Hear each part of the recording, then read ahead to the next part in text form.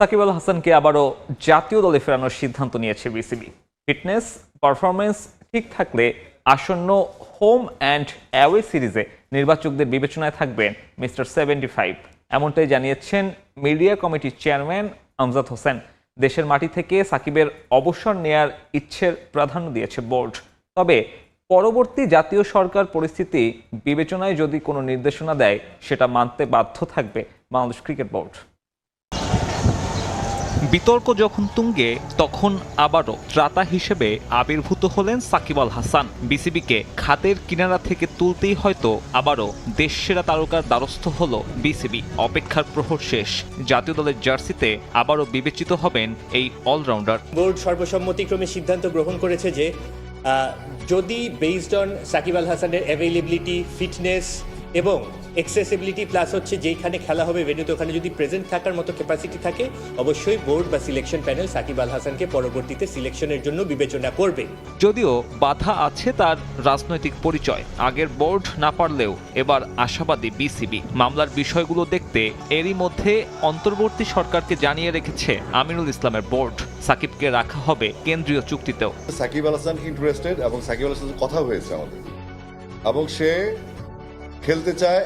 আর আমাদের তরফ থেকে যেটা হচ্ছে, সাকিব আল হাসান যদি খেলে আমাদের বোর্ড ফিটনেস বা সিলেক্টেড যে সমস্ত আনুষঙ্গিক ব্যাপারগুলো থাকে সেগুলো সাকিব কতটুকু ফিট বা তার ট্রেনিং বা তার স্কিল বা সিলেকশন কমিটিতে আসবে কিনা একটা ইস্যু। আর আমরা গভর্নমেন্টকে অলরেডি আমাদের প্রেসিডেন্টকে বলা হয়েছে এই বিষয়টা সরকারের সাথে যোগাযোগ করার ব্যাপারে।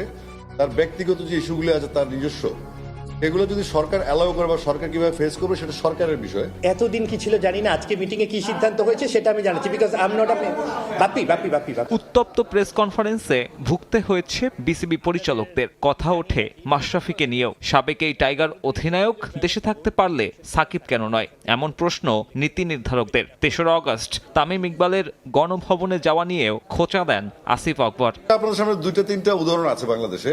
একজন মাশরাফি বিন মুর্তজা, সে বাংলাদেশে অবস্থান করছে, এবং 3 আগস্টের পর আমাদের আরেকজন ক্রিকেটার সেও বাংলাদেশে অবস্থান করছে। তো আমার মনে হয় ওই দুজনে থাকতে পারে, তাহলে সাকিব আল থাকতে পারে। তবে সাকিব ইস্যুতে চাপা পড়ে গেছে টি-20 বিশ্বকাপ। আইসিসির সিদ্ধান্ত মেনে নিয়েছে বিসিবি। তার পরিপ্রেক্ষিতে আপিল না করার সিদ্ধান্ত।